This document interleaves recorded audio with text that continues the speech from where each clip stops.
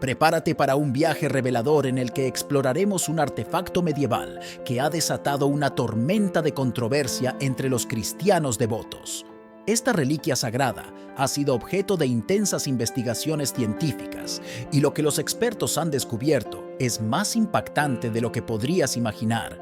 ¿Qué oscuros secretos guarda esta reliquia sagrada? ¿Cuál es su verdadero origen y qué significa para aquellos que la veneran? Mantente con nosotros hasta el final para desentrañar el misterio detrás de esta enigmática reliquia que ha capturado la atención del mundo. No querrás perderte ni un segundo de esta fascinante revelación. Y no olvides suscribirte, darle like, activar la campanita y compartir tus pensamientos en la cajita de comentarios para estar al tanto de todos los detalles impactantes que revelaremos. ¡Comencemos! Esta altamente disputada reliquia sagrada ha provocado una feroz controversia, incluso en los círculos de la Iglesia Católica.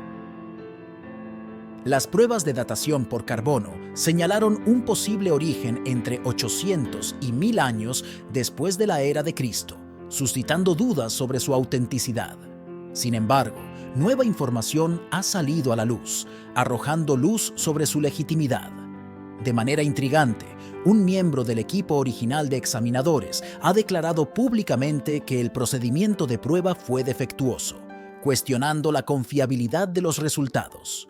Complicando aún más el asunto, los datos crudos de estas pruebas se mantuvieron ocultos al público durante asombrosos 27 años. Además, se ha especulado sobre posibles incentivos financieros otorgados a los laboratorios involucrados, quizás para fomentar la noción de que la sábana de Turín es una falsificación medieval. Esto plantea la inquietante interrogante de si hay entidades gubernamentales interesadas en ocultar los secretos de la sábana de Turín. La sábana de Turín, custodiada meticulosamente desde 1578, encuentra su hogar actual en la capilla real de la Catedral de San Giovanni Battista. Sus dimensiones impresionantes, con 4,3 metros de longitud y 1,1 metros de ancho, añaden a su misterio. Lo más intrigante son las tenues imágenes marrones que se manifiestan en su superficie. Al contemplarla, se revela la figura espectral de un hombre de estatura baja con ojos hundidos, midiendo 1,73 metros de altura. La mitad de la tela muestra la imagen de un cuerpo tendido longitudinalmente, mientras que la otra mitad se pliega elegantemente para cubrir la parte frontal, desde la cara hasta los pies. Pareciera que la sábana ha atestiguado los últimos momentos de una vida. Sin embargo, se informa que las marcas en la sábana se asemejan sorprendentemente a las heridas sufridas por Jesucristo en la cruz. La cabeza presenta marcas de espinas, como si alguien hubiera colocado dolorosamente una corona sobre ella. Los hematomas en los hombros sugieren el peso de una carga pesada llevada, mientras que las laceraciones en la espalda narran una historia de flagelación brutal. Las manchas en toda la sábana, consideradas como manchas de sangre, conmueven profundamente. Se rumorea que estas manchas sirven como recordatorio sagrado del supremo sacrificio realizado en nombre de la humanidad. Es crucial recordar que la Iglesia Católica no declara oficialmente la autenticidad de una reliquia. La considera más que un simple ícono de devoción cristiana, reconociendo que sirve como símbolo del misterio de la pasión y muerte del Señor para millones de fieles. Desde finales del siglo XIX, estudiosos han explorado los secretos de la sábana, utilizando métodos científicos para determinar su autenticidad. En 1898, científicos hicieron una observación impactante. Las imágenes sepia en la sábana parecían más similares a negativos fotográficos que a fotos genuinas. En 1988, el Vaticano decidió poner fin al debate. Proporcionó muestras microscópicas del tejido de lino de la sábana a 3 laboratorios en diferentes países, cada una del tamaño de un sello postal. El objetivo era realizar la datación por carbono 14 para determinar su edad. Para sorpresa de muchos, los 3 laboratorios concluyeron independientemente que el textil se produjo entre 1260 y 1390. Lo intrigante radica en que, a pesar de los resultados de la datación por carbono que indican que la sábana no proviene de la época de Cristo, los científicos se encuentran perplejos al explicar la imagen impresa en ella. Esta representa un negativo fotográfico de un cuerpo con heridas similares a las que Cristo habría sufrido. Aunque los científicos pueden afirmar con certeza la cronología de la sábana, no pueden proporcionar una descripción definitiva de su significado. Durante casi un siglo, los científicos han dedicado esfuerzos incansables a la investigación de este venerado artefacto en busca de una respuesta concluyente. A pesar de la utilización de la tecnología científica más avanzada disponible en la actualidad, nadie ha logrado replicar la imagen misteriosa que presenta. Sin embargo, el progreso científico ha revelado gradualmente nuevas pruebas que refuerzan el caso de la autenticidad de la sábana de Turín. Consideremos las reflexiones de Barry Schwartz, miembro del equipo que llevó a cabo la inspección inicial de la sábana y fotógrafo oficial del proyecto de investigación de la sábana de Turín. El objetivo primordial de su investigación era determinar el proceso de formación de la imagen en la sábana. Siendo un judío no practicante en ese momento, dudaba en unirse al equipo y cuestionaba la validez de la sábana, pensando que era simplemente una pintura exquisita. Sin embargo, durante su minucioso análisis del tejido, descubrió uno de los misterios persistentes de las imágenes que continúa intrigando a los académicos en la actualidad. Barry explicó que emplearon un dispositivo especializado para el análisis de rayos X, capaz de expandir verticalmente el brillo y la oscuridad de una imagen según su densidad. Aunque este método suele distorsionar la imagen, en el caso de la sábana, permitió visualizar una forma humana tridimensional. Esto sugiere una conexión entre la distancia entre la tela y el cuerpo y la densidad de la imagen, es decir, las luces y sombras. Argumentó que la interacción entre la tela y el cuerpo es la única explicación plausible para este fenómeno, descartando la idea de que sea simplemente una proyección, ya que las imágenes de obras de arte o fotos no contienen la misma información que la sábana. En su búsqueda de señales de pigmentos de pintura o aglutinantes que indicaran que la imagen fue creada artificialmente, no encontraron nada. No obstante, al examinar más detenidamente, descubrieron que la imagen estaba compuesta por hebras de color amarillo que se concentraban para determinar la oscuridad de un punto específico. En resumen, no había pruebas de que la imagen hubiera sido creada por algún material o influencia externa. A pesar de ello, la autenticidad de la sábana fue finalmente cuestionada por una prueba de radiocarbono realizada 10 años después de su investigación. Barry resalta el hecho cuestionable de que llevaron laboriosos 27 años obtener los datos crudos del Museo Británico, que supervisó los 3 laboratorios que llevaron a cabo las pruebas de radiocarbono bajo la Ley de Libertad de Información. En la práctica científica, la liberación tardía de datos es inusual, ya que compartir datos crudos es esencial para que otros investigadores confirmen o desarrollen descubrimientos. Cuando finalmente se obtuvieron los datos, se revelaron las razones detrás de la reticencia. Según los datos, la muestra de la sábana no era homogénea, siendo un trozo de tela con fechas diferentes en cada extremo, separadas por cientos de años. Como resultado, no se pudo asociar positivamente ninguna ubicación en la tira con la fecha general de la tela. Además, se descuidó recoger muestras de control, un paso esencial para una datación por radiocarbono precisa de otras partes de la sábana. Se encontraron evidencias de algodón entrelazado en la esquina donde se tomó la muestra. La ley judía, conocida como la mezcla de especies, prohíbe mezclar algodón con lino o lana con algodón. Este hallazgo contradice ese mandamiento, ya que los sudarios de alto estatus suelen estar compuestos de lino puro. Sin embargo, el algodón encontrado en la esquina sugiere que la sábana pudo haber sido reparada o tejida nuevamente en ese lugar. Como resultado, la esquina reparada de la sábana se utilizó para las pruebas de radiocarbono, lo que hizo imposible determinar una edad precisa para las partes restantes de la tela. Las dudas sobre la objetividad de la investigación surgieron tan pronto como se filtraron los hallazgos de que la sábana era medieval antes de su lanzamiento formal. Un donante no identificado entregó una suma considerable de 1.000.000 de libras esterlinas al Museo Británico con el propósito expreso de desacreditar la sábana. Este dinero se destinó al laboratorio de Oxford, uno de los 3 laboratorios que examinaron la sábana. Esto plantea la pregunta: ¿hay organizaciones poderosas con un interés en desacreditar la veracidad de la sábana? Además, la química sanguínea se ha utilizado para buscar pruebas de la autenticidad de la tela. Se encontraron manchas de sangre de tipo AB, poco comunes en la población en general, pero más típicas entre los judíos.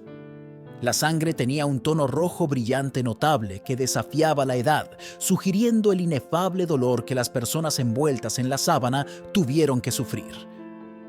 Las manchas de sangre que caían por los brazos eran una prueba innegable de una crucifixión brutal, ya que coincidían exactamente con el ángulo en el que fluía la sangre.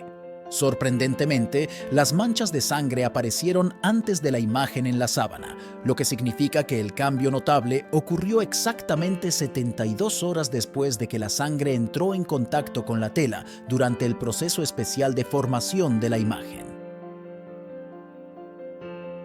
Tras un examen más detenido, los científicos revelaron que la suciedad en la sábana incluía piedra caliza de Jerusalén, la misma piedra caliza que se encuentra en las tumbas de Jesús en Jerusalén, junto con travertino y aragonito. Este descubrimiento presentó algunas posibilidades fascinantes. Además, la tela exhibía 49 variedades de polen, siendo 33 exclusivas de Palestina y 3 encontradas solo en Jerusalén, sugiriendo una posible conexión con la famosa corona de espinas. Utilizando técnicas avanzadas de dispersión de rayos X de amplio ángulo, los investigadores lograron datar la tela con mayor precisión y confiabilidad. Científicos que estudiaron los ojos del hombre en el sudario encontraron pequeñas evidencias de monedas antiguas del primer siglo utilizadas en tumbas judías. Estas monedas coinciden con las utilizadas por Poncio Pilato en la misma época.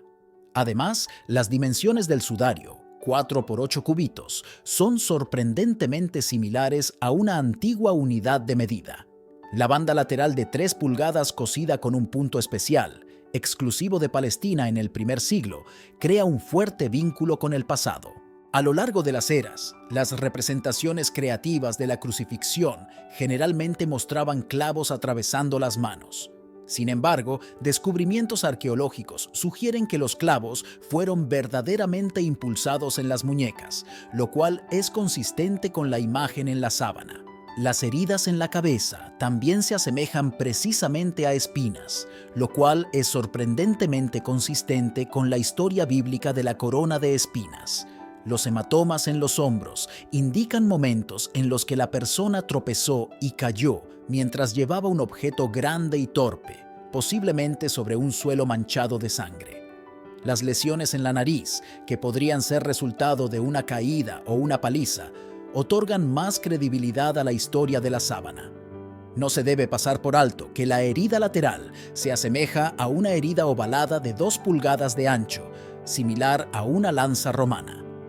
La extraordinaria separación de la sangre y el suero claro visible en la imagen inversa de la sábana es similar a lo que se observa después de que una persona fallece por una herida, intensificando la misteriosa conexión con las historias bíblicas, tal como se relata en el Evangelio de Juan. Estos detalles sorprendentes pintan un cuadro de un solo hombre y una narrativa histórica increíble: la vida de Jesucristo. Además, los eruditos han descubierto inscripciones que desafían la interpretación oculta dentro del tejido. Estos hallazgos son asombrosos, con una escritura claramente definida en 3 líneas separadas al lado y debajo de la barbilla. ¿Cómo se descifraron estas marcas? La experta del Vaticano, Barbara Friel, utilizó fotografías mejoradas por computadora de la sábana, cortadas meticulosamente en cuadrados y examinadas con métodos de visualización sofisticados. Gracias a este proceso, logró leer inscripciones apenas visibles en arameo, griego y latín, esparcidas por todo el tejido. Su investigación indica que las palabras contienen el nombre griego de Jesús de Nazaret. Asegura que esta conclusión descarta la procedencia medieval del texto, ya que en ese momento ningún cristiano, ni siquiera un falsificador, se dirigiría a Jesús sin negar su divinidad, lo que podría considerarse herejía. Además, mostró las frases de las imágenes ampliadas de la sábana a especialistas que coincidieron en que el estilo de escritura era característico del Medio Oriente del primer siglo, donde Jesús vivió. Entonces, la pregunta que debe responderse es: ¿cómo llegó la imagen al tejido en primer lugar? Se han propuesto muchas hipótesis en un esfuerzo por resolver el rompecabezas de cómo se convirtió en una figura significativa en el examen científico de la sábana. Raymond Rogers, del Laboratorio Nacional de Los Álamos en Nuevo México, sostuvo en 2002 que la imagen podría explicarse por un cambio químico simple. Hipotetizó que incluso un calor suave, aproximadamente unos 40 grados Celsius, una temperatura que un cadáver podría alcanzar momentáneamente en caso de hipotermia o deshidratación, podría ser suficiente para hacer que las moléculas de carbohidratos azucarados en los hilos de algodón se descoloraran. Rogers enfatizó que no se necesita ningún milagro para explicar la formación de la imagen en la sábana. Aunque la idea de un milagro es reconfortante, no hay muchos datos que lo respalden en esta situación particular.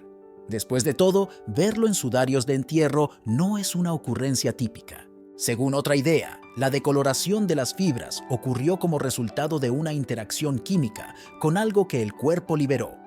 El biólogo francés Paul Vigon hipotetizó a principios de 1900 que este material podría haber sido amoníaco, que se produce cuando la urea en el sudor se descompone. Sin embargo, esta explicación es insuficiente, ya que la imagen resultante sería demasiado borrosa. El biofísico John Dal Salvo propuso otra explicación en 1982, afirmando que el material podría ser ácido láctico derivado del sudor. Cuando los productos químicos liberados de las hojas de las plantas reaccionan con las fibras del papel, este compuesto produce imágenes negativas oscuras similares a las imágenes de las hojas Bulk Ringer, colocadas entre las páginas de un libro durante un período prolongado. Sin embargo, una explicación en particular destaca según un investigador llamado John Jackson. La luz de vacío ultravioleta, UV, sigue siendo la única razón probable por la cual se formó la imagen. Se necesita radiación luminosa para convertir el lino en un material fotosensible adecuado, pero debe estar libre de cualquier radiación térmica concomitante. Se necesitarían varios miles de millones de vatios de radiación luminosa para crear la imagen en la sábana, mucho más de lo que se sabe actualmente sobre las fuentes de radiación UV. La tela se habría derretido en menos de 140.000 millonésimas de segundo si la energía térmica acompañante hubiera estado presente.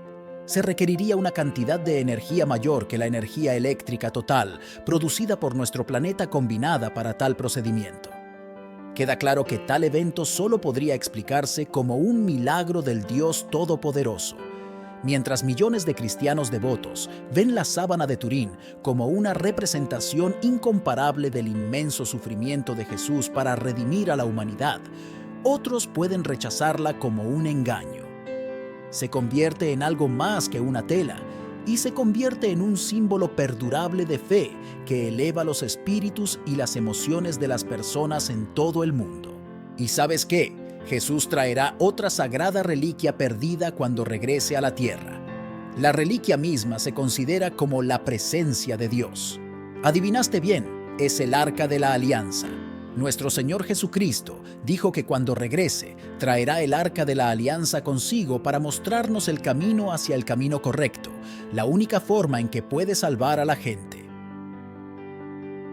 Pero antes de que nuestro Señor regrese con la sagrada reliquia, debemos conocer su origen e historia.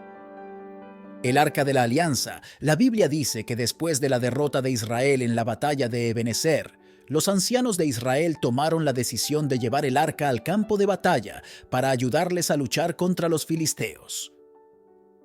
Perdieron a 30.000 hombres y fueron derrotados nuevamente. Jofní y Finés, fueron asesinados y los filisteos tomaron posesión del arca. Un mensajero llegó a Silo inmediatamente después de enterarse de su captura con sus ropas rasgadas y polvo sobre su cabeza. Cuando la noticia de la captura del arca llegó a ellos, Eli, el anciano sacerdote, falleció. Su nuera, que estaba embarazada en ese momento, llamó a su hijo Icabod, que significa «La gloria se ha ido de Israel», en referencia a la desaparición del arca. Su madre falleció. Los filisteos movieron el arca por su nación, experimentando calamidades en cada lugar donde la colocaron.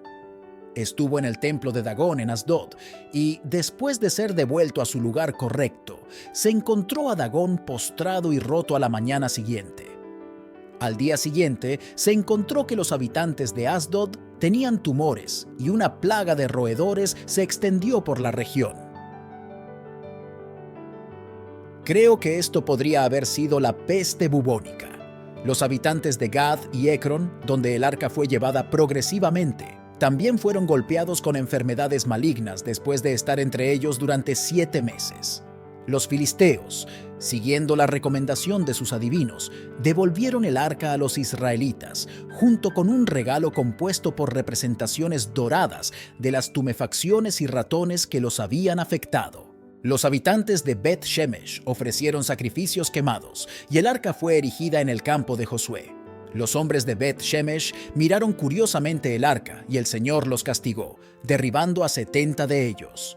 El arca fue trasladada a la casa de Abinadab, cuyo hijo Eleazar fue consagrado para su cuidado, después de que los habitantes de Bet Shemesh enviaran una delegación a Kiryat Jearim, también conocida como Baal Judá, para que la retiraran.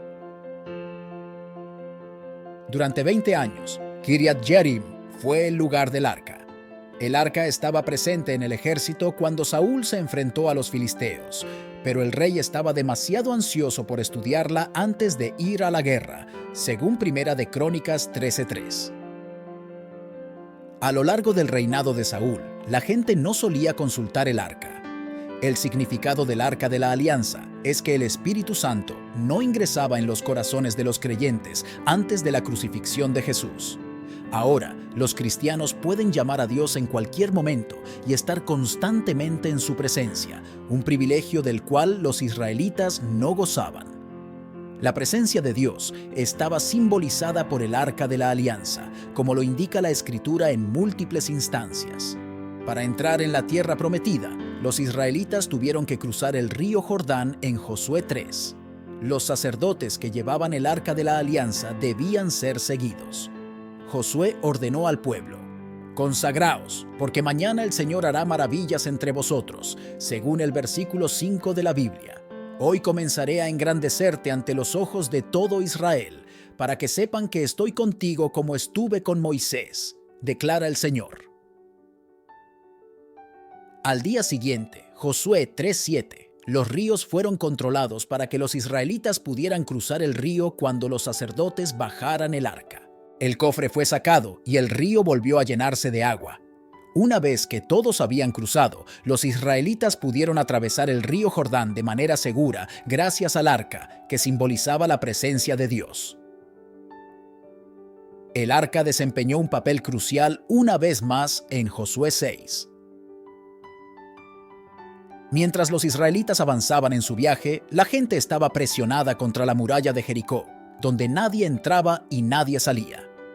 Josué recibió una misión de 6 días del Señor para que los hombres armados marcharan alrededor de la muralla. El arca de la alianza fue llevada por sacerdotes que encabezaban la procesión y tocaban trompetas. Las murallas de Jericó colapsaron después de que al ejército marchante se le ordenara dar un fuerte grito. El 7º día, la gente tomó el control de la ciudad siguiendo las instrucciones del Señor. Versículos 27 al 28. Así que el Señor estuvo con Josué y su fama se extendió por toda la tierra. La conclusión de este capítulo destaca el poder y la presencia de Dios demostrados a través del ejército que marchó alrededor del arca, lo que llevó al colapso de las murallas de Jericó. En 1 de Samuel 4 se afirma aún más la importancia del arca. Los israelitas, enfrentando pérdidas severas en las batallas contra los filisteos, creían que tener el arca los ayudaría en sus luchas. Decidieron adquirirla, esperando una intervención divina. Sin embargo, los filisteos, viendo el arca como una amenaza para su campamento, derrotaron a los israelitas, capturaron el arca y experimentaron sucesos extraños, con la estatua de su dios falso cayendo continuamente frente al arca. A pesar de colocar el arca en el templo de su dios, los filisteos enfrentaron calamidades, lo que los llevó a trasladar el arca a Gat. Sin embargo, Gat sufrió la misma suerte, llevándolos a reubicar el arca en una tercera ciudad, donde una vez más la población sufrió destrucción. Después de soportar 7 meses de turbulencias, los filisteos decidieron devolver el arca a los israelitas, reconociendo su naturaleza sagrada y divina. Esta narrativa subraya la santidad del arca de la alianza, enfatizando por qué se cree que Jesucristo la traerá de vuelta con él en su segunda venida a la tierra. La referencia luego se traslada a una profecía bíblica de Apocalipsis 6 del 16 al 17, que describe eventos cataclísmicos y el miedo que se apoderará de la humanidad antes del gran día de la ira de Dios. El mensaje alienta a reflexionar sobre la preparación personal para estos escenarios de fin de los tiempos, sugiriendo que las preparaciones físicas por sí solas no serán suficientes cuando se desate el juicio divino. Pablo alertó que la llegada del día del Señor será sorpresiva, como el actuar de un ladrón en la noche. Primera de Tesalonicenses 5:2. Este día está claramente próximo y no debemos sorprendernos por su inesperada manifestación. Primera de Pedro 5, del 1 al 5. Sin embargo, Jesús mismo indicó a sus seguidores que estén alerta, diciendo: permanezcan preparados, porque el Hijo del Hombre vendrá en una hora que no esperan. Mateo 24. Así como se puede seguir un listado para crear un equipo de suministros en caso de desastre, también podemos referirnos a la lista espiritual que Dios ha provisto para prepararnos ante estos grandes eventos del fin de los tiempos. Dios nos ha revelado lo que es correcto y lo que Él demanda de nosotros: actuar con justicia, amar la compasión y caminar humildemente ante tu Dios. Miqueas 6:8. Mientras que la creación de una caja de suministros para desastres puede realizarse en un solo día, el desarrollo de las características de caminar humildemente, amar la compasión y actuar con justicia llevará toda una vida perfeccionarlas. Dios no espera que hayamos alcanzado la perfección en estas virtudes antes de que se desenvuelvan los eventos del fin de los tiempos. Simplemente espera que trabajemos diligentemente en ellas cada día, ya que cada día nos brinda nuevas oportunidades para hacer exactamente eso. Cuando Dios el Padre y Jesucristo pusieron en marcha su plan, no deseaban que nadie pereciera. Segunda de Pedro 3:9. Después de los eventos del fin de los tiempos, los sobrevivientes del mundo requerirán liderazgo, compasión y guía. Tendremos el privilegio de ofrecer todas esas cualidades mientras reinamos con Cristo durante 1000 años. Apocalipsis 20, enseñando al resto de la humanidad a construir sus propias provisiones espirituales de supervivencia, actuar con justicia, amar la compasión y caminar humildemente con Dios. Y en algún momento, cuando los muertos, desde los más pequeños hasta los más grandes, sean restaurados a la vida y se presenten ante Dios, estaremos allí también, brindando una esperanza de supervivencia que se extiende hasta la eternidad. Nos preparamos para los tiempos finales, no tanto para resistirlos físicamente, sino más bien para anticipar un futuro asombroso que se encuentra más allá. Además, en ese futuro glorioso no habrá más muerte, tristeza ni llanto. Apocalipsis 21:4. No habrá más dolor, porque las cosas antiguas habrán pasado. ¿Hay alguien entre ustedes que esté atravesando por sufrimientos? Que ore. ¿Alguien se encuentra gozoso? Que entone cánticos de alabanza. ¿Alguien está enfermo? Que llame a los ancianos de la iglesia para que oren por él, ungiéndolo con aceite en el nombre del Señor. La oración de fe sanará al enfermo y el Señor lo levantará. Y si ha cometido pecados, le serán perdonados. Por lo tanto, confiésense unos a otros y oren los unos por los otros para obtener sanidad. La oración del justo tiene un gran poder y produce resultados. Elías, siendo un hombre con pasiones como nosotros, oró fervientemente para que no lloviera, y no llovió sobre la tierra por 3 años y 6 meses. Luego oró de nuevo, y el cielo dio lluvia, y la tierra produjo su fruto. Amado Padre Celestial, eres el creador de todo y sustentas toda forma de vida. Me presento ante ti reconociendo que tu voluntad es la mejor y que tu plan es infinitamente superior a lo que podría pedir o imaginar. Señor, traigo ante ti las dificultades que pesan en mi corazón y en el de muchos creyentes. Dios, sé que llevas todas nuestras cargas y te pedimos que compartas tu yugo con nosotros. En este momento de dificultad, Señor, reconocemos que eres un Dios de sanidad. Si es tu voluntad, te pedimos que cures, menciona la necesidad específica. Pero también entendemos que, ya sea que elijas sanar o no, todo ocurrirá según tu propósito. Buscaremos tu rostro en los buenos y malos momentos y aprenderemos a confiar en ti cada día más. Que tu presencia crezca mientras nosotros disminuimos y que aprendamos a ser más semejantes a ti, en el santo y poderoso nombre de Jesús. Si están disfrutando de esta aventura y desean formar parte activa de nuestra comunidad, les animo a que se suscriban, den like y compartan sus pensamientos en los comentarios. Hasta la próxima y Dios te bendiga.